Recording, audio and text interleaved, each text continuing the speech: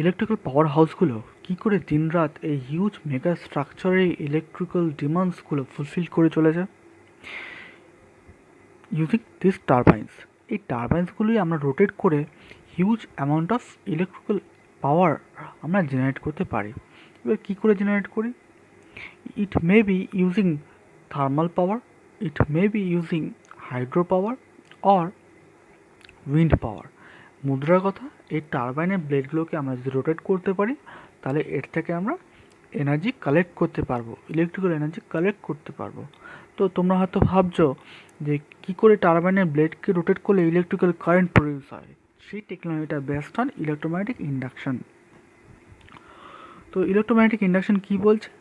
যে কোনো ম্যাগনেটিক ফিল্ডের মধ্যে আমরা যদি কন্ডাক্টরকে প্লেস করি আর তাকে যদি আমরা কন্টিনিউয়াস মুভমেন্ট করাই তাহলে তার মধ্যে কী তৈরি হবে? ইএমএফ। এবার এই কন্ডাক্টরটাকে রিপ্লেস করলাম একটা কয়েল দিয়ে। এবার আমরা যদি কয়েলটাকে রোটেট করি তাহলে তার মধ্যে কী হবে? সে কন্টিনিউয়াস ফ্ল্যাশে কাট করছে আর এর মধ্যে একটা কন্টিনিউয়াস ইএমএফ তৈরি হবে। এই ইএমএফটা আমরা যদি সার্কিটের সাথে লিঙ্ক করাই তাহলে তার মধ্যে কারেন্ট ফ্লো করবে আর আমরা একটা হিউজ পাওয়ার বা জেনারেট করে পাওয়ার পাবো। আর এই প্রসেসটা কী বলছে, এই ডিভাইসটা কী বলছে? Electrical generator. চলো আসো এবার আমরা বিশদে এর ওয়ার্কিং প্রিন্সিপালটা জানি। তো এর ওয়ার্কিং প্রিন্সিপাল জানার আগে আমাদের যেটা দেখতে হবে যে ডিরেকশন অফ কারেন্ট, কোন দিকে কারেন্টটা ইনডিউস, যে কারেন্টটা তৈরি হচ্ছে তার ডিরেকশনটা কোন দিকে। তা এই ডিরেকশনটা জানতে গেলে আমাকে কী জানতে হবে? Fleming's right hand rule. এই ফ্লেমিংস রাইট হ্যান্ড রুল কী বলছে? আমার যে থামটা আছে সেটা পয়েন্ট করছে কোন দিকে? সেটা হচ্ছে ফোর্স যেদিকে এই লুপটা মুভ করছে সেই দিকটা। এর মিডল ফিঙ্গার কোন দিকে? হ্যাঁ, আমাদের ইন্ডেক্স ফিঙ্গার কোন দিকে পয়েন্ট করছে? পয়েন্ট করছে হচ্ছে ডিরেকশন অফ ম্যাগনেটিক ফ্লাক্স, মানে সেটা অলওয়েজ নর্থ টু সাউথ ডিরেকশনে হবে, ঠিক আছে। আর মিডল ফিঙ্গার কোন দিকে পয়েন্ট করছে? মিডল ফিঙ্গার হচ্ছে ইনডিউসড কারেন্টের ডিরেকশনটা পয়েন্ট করছে। তো আমরা এই পিঙ্ক ওয়্যারের ক্ষেত্রে দেখি, পিঙ্ক ওয়্যারের ক্ষেত্রে কী দেখতে পাচ্ছি? এটার ফোর্সটা হচ্ছে ওপর দিকে উঠে আসছে। তাহলে আমরা যদি হাতটা সেইভাবে অ্যালাইন করি, তোমরা একবার নিজেরা হাত একবার দিয়ে দেখো ফোর্সটা ওপর দিকে আর ম্যাগনেটিক ফ্লাক্সটা নর্থ টু সাউথ ডিরেকশনে করে দেখো, একবার নিজেরা ট্রাই করে দেখো।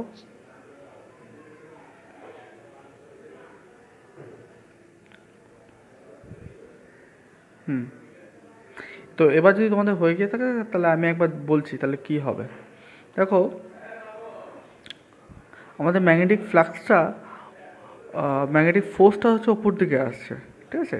আর ফ্লাক্সটা কোন দিকে? নর্থ টু সাউথ ডিরেকশনে। তাহলে আমাদের ইনডিউস ইএমএফটা কোন দিকে হচ্ছে? ইনডিউস ইএমএফটা ইনসাইড, টুয়ার্ডস ইনসাইডের দিকে হচ্ছে, ঠিক আছে। এটা কিন্তু মনে রাখতে হবে, যদি আমাদের ওপর দিকে কোনো ফোর্স থাকে আর ম্যাগনেটিক ফ্লাক্স তো অলওয়েজ নর্থ টু সাউথ হবে, আর সেই ক্ষেত্রে আমাদের সবসময় ইনসাইড, টুয়ার্ডস ইনসাইড দিকে ইনডিউস ইএমএফটা হবে বা ইনডিউস কারেন্টটা সেই ডিরেকশনটা সেই দিকে হবে। এবার ব্লু ওয়্যারের ক্ষেত্রে দেখি, ব্লু ওয়্যারের ক্ষেত্রে কী হচ্ছে? ব্লু ওয়্যারের ক্ষেত্রে দেখো ফোর্সটা আমার নিচের দিকে, মানে ওটা ব্লু ওয়্যারটা নিচের দিকে চলে আসছে। আর ইনডিউস ইএমএফের ডিরেকশনটা ইনডিউস মানে ইএমএফের ডিরেকশনটা কোন দিকে হচ্ছে? টুয়ার্ডস আউটসাইড ডিরেকশনে হচ্ছে, ঠিক আছে। বোঝা গেল? এইটা কিন্তু মনে রাখবে, যদি আমার আপ সাইডে আপে যদি হয় ফোর্সটা তাহলে আমার ইনসাইডে কারেন্ট ইনডিউস হবে, আর যদি ডাউনে হয় তাহলে আমার কারেন্টটা আউটসাইডে হবে। এটা মনে রাখা খুব ইম্পর্টেন্ট আমাদের এই এখন যে প্রিন্সিপালটা বোঝাবো তার জন্যে, ঠিক আছে।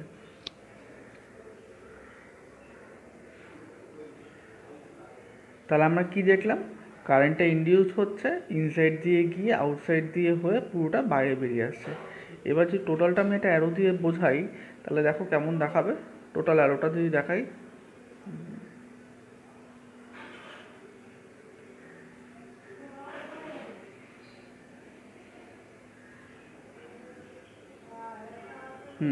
তো আমরা কী দেখতে পাচ্ছি? দেখো আমি এটা আমার কার্সার দিয়ে দেখালাম, এবার দেখো অ্যারো দিয়ে দেখালাম, ঠিক আছে। তাহলে বোঝা গেল আমার কারেন্টটা কীভাবে ট্রাভেল করছে। হ্যাঁ, এবার একটা ইম্পর্টেন্ট ব্যাপার আছে, ম্যাটার আছে, সেটা হচ্ছে তখন যখন 90 ডিগ্রি হয়ে যাচ্ছে তখন কিন্তু পিঙ্ক ওয়্যার নিচের দিকে যাচ্ছে আর ব্লু ওয়্যার ওপর দিকে যাচ্ছে। তাহলে মনে রাখতে হবে প্রত্যেক 90 ডিগ্রি পরেই কিন্তু রোটেশনটা চেঞ্জ হচ্ছে। পিঙ্ক ওয়্যারটা কোন দিকে আছে, নিচের দিকে ফোর্স হচ্ছে, আর ব্লু ওয়্যারটা তখন উপর দিকে যাচ্ছে। তাহলে আমরা কি দেখেছিলাম, যেই ওয়্যারে তোমার ওপর দিকে ফোর্স আছে তার কারেন্টের ডিরেকশনটা ইনসাইডে, আর যেই ওয়্যারে মানে টুয়ার্ডস ইনসাইডে হচ্ছে তার ফোর্স হচ্ছে আউটসাইডে। তাহলে দেখো আমরা কারেন্টের ডিরেকশনটা চেঞ্জ হয়ে গেল। তাহলে প্রত্যেক 90 ডিগ্রি পরপর কিন্তু কারেন্টের ডিরেকশনটা আমার চেঞ্জ হচ্ছে, এটা খেয়াল রাখতে হবে। তো আমি একবার অ্যানিমেশন করে দেখাচ্ছি যে ব্যাপারটা কি হচ্ছে, কেয়ারফুলি দেখো সবাই। প্রত্যেক 90 ডিগ্রি পরপর দেখবে কারেন্টের ডিরেকশনগুলো চেঞ্জ হয়ে যাচ্ছে।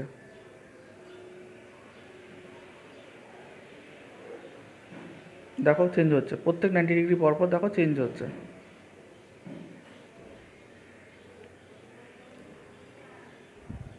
তাহলে আমরা, হ্যাঁ, তো এই যে একটা জেনারেটর তৈরি হলো, তাহলে এর কারেন্টের ডিরেকশন প্রত্যেক 90 ডিগ্রি পরপর চেঞ্জ হচ্ছে। আর যদি কারেন্ট ড্র করার জন্য এই যে এই কয়েলটাকে একটা সার্কিটের সাথে লাগাই, দেখো একটা এক্সটার্নাল সার্কিটের সাথে যদি লাগাই ঠিক এইভাবে, তাহলে সেই ক্ষেত্রে একটা প্রবলেম হতে পারে। কি প্রবলেম? দেখো আমরা যদি ঠিক এইভাবে লাগাই, এবার যদি এটা যদি মোশনে আসে, রোটেট করে, তাহলে কি হবে? তাহলে দেখো এই ওয়্যারগুলো একটা সময় পর পেঁচিয়ে যাচ্ছে, তাহলে এখানে একটা সার্কিট ব্রেকেজের চান্স থাকে, তাই তো? তাহলে এই সার্কিটটা ব্রেকেজ হয়ে গেলে কী হবে? তাহলে আমাদের আর ইএমএফ পাবো না। তো সেই ক্ষেত্রে আমরা একটা অল্টারনেটিভ ওয়ে খুঁজে বার করেছি, সেটা কি বলে, কি স্লিপ রিং। স্লিপ রিং, এই যে স্লিপ রিংগুলো দেখছো, এটা একটা রিং, এই দুটো রিং, এই দুটো রিং দুটো কয়েলের সাথে, দুটো আলাদা আলাদা কয়েলের সাথে দেখো অ্যাটাচ করা আছে। এই পিঙ্কটা পিঙ্ক সাইডের সাথে অ্যাটাচ করা আছে, পিঙ্ক কয়েলের সাথে, আর এই ব্লুটা ব্লু কয়েলের সাথে অ্যাটাচ করা আছে। এরা দুজনেই রোটেট করছে। আর ঠিক এদের উপরে দেখো দুটো বুশ ইন কন্ট্যাক্টে রাখা আছে, মানে অ্যাটাচ না, ইন কন্ট্যাক্ট। আশা করি তোমরা বুঝতে পারছো ভিডিওটা দেখে। জাস্ট এই বুশটা কী করা আছে, বুশটা এই স্লিপের মধ্যে স্লিপ খাবে, এই রিংটার মধ্যে স্লিপ খাবে, এই জন্যই এই রিংগুলোর নাম বলা আছে স্লিপ রিং। যেমন দেখো এইখানে দেখিয়েছি এটা ব্রাশ, আর তার সামনে একটা রিং রাখা আছে। এবার যদি রিংটা আমি ঘোরাই, তাহলে কি ব্রাশটা ঘুরছে? ব্রাশটা কিন্তু কন্টিনিউয়াসলি রিংটার সাথে কন্ট্যাক্টে আছে, আর তোমার রিংটা ঘুরে যাচ্ছে, রিংটা ব্রাশের উপর স্লিপ খাচ্ছে। তো এই জন্যই এটার নাম হচ্ছে স্লিপ রিং। দুটো আলাদা আলাদা স্লিপ রিং লাগানো হয়েছে, ঠিক আছে? এবার দেখো ইন কন্ট্যাক্টসে আসে, তাহলে এই কন্ট্যাক্টের মধ্যে থেকে তাহলে আমার কারেন্টটা ফ্লো হতে পারছে। তাহলে আমার কারেন্টটা কীভাবে ফ্লো হচ্ছে, দেখো পিঙ্ক ওয়্যার টুতে ঢুকছে, এই ইনসাইড মুভমেন্টে ঢুকছে, ঢুকে ভিতর থেকে যাচ্ছে পিঙ্ক ওয়্যার হয়ে, অরেঞ্জ ওয়্যার হয়ে, আবার ব্লু ওয়্যার হয়ে এসে দেখো অরেঞ্জ ওয়্যার হয়ে আবার ব্লু ওয়্যার থেকে এসে আবার তোমার এই ওয়্যার দিয়ে বুস্ট হতে চলে আসছে। তাহলে এবার দেখো কারেন্টের ডিরেকশনটা দেখো আবার চেঞ্জ হয়ে যাবে। যদি 90 ডিগ্রিটা যখন চলে যাবে, তারপরেই দেখো ভার্টিক্যাল মুভমেন্টের পরে কিন্তু কারেন্টের ডিরেকশনটা দেখো চেঞ্জ হয়ে যাবে। দেখে নিই আমরা একবার অ্যানিমেশনটা।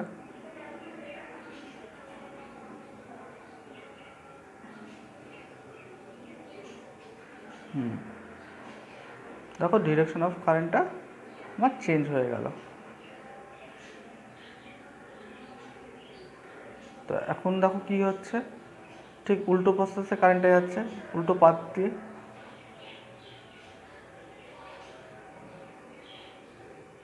ঠিক আছে,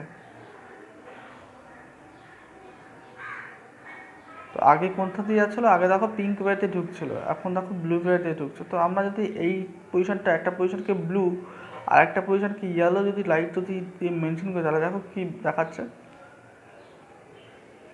যখন পিঙ্ক ওয়্যার ইনসাইড তখন আমার ইয়েলো লাইট, আর যখন ব্লু ওয়্যার ইনসাইড তখন আমার ব্লু লাইট। তাহলে দেখো একটা প্রত্যেক 90 ডিগ্রি পরপর লাইটের কালারটা চেঞ্জ হচ্ছে, ঠিক আছে? তাহলে এর থ্রুতে আমরা কি জেনারেট করতে পারছি, একটা ইএমএফ জেনারেট করতে পারছি। সেই ইএমএফটা অল্টারনেটিং, মানে কি কন্টিনিউয়াস পোল চেঞ্জ করছে, মানে কন্টিনিউয়াস তার ডিরেকশন অফ কারেন্ট চেঞ্জ হচ্ছে। তাহলে আমরা এসি জেনারেটার তৈরি করে ফেললাম। কেমন?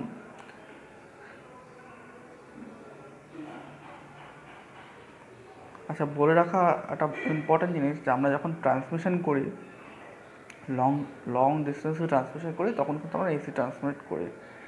ঠিক আছে, তার অনেকগুলো অ্যাডভান্টেজ আছে, আমরা আস্তে আস্তে জানতে পারবো, তো সেই জন্যই আমরা এসি ট্রান্সমিট করি।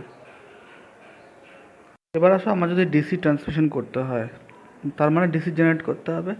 ডিসি মানে কি, আমার ইউনি ডিরেকশন কারেন্টের ডিরেকশনটা আমার একদিকে। তার জন্য আমার কী করতে হবে, স্লিপ রিংয়ে যে অ্যারেঞ্জমেন্টটা আছে অ্যারেঞ্জমেন্টটা চেঞ্জ করতে হবে। এবার দেখো, আমাকে যদি ইউনি ডিরেকশন মানে কারেন্টের ডিরেকশনটা যদি একদিকে রাখতে, তাহলে কী করতে হবে, এই বুস্টটাকে কন্টিনিউয়াসলি অল্টার করতে হবে। মানে একবার পিঙ্ক ওয়্যারের সাথে কানেক্ট করতে হবে, একবার ব্লু ওয়্যারের সাথে কানেক্ট করতে হবে, যদি আমার সার্কিটের ডিরেকশন অফ কারেন্টটা সেম রাখতে হয়। কেন? তাহলে একবার দেখে নিই কেন অ্যানিমেশন থ্রুতে।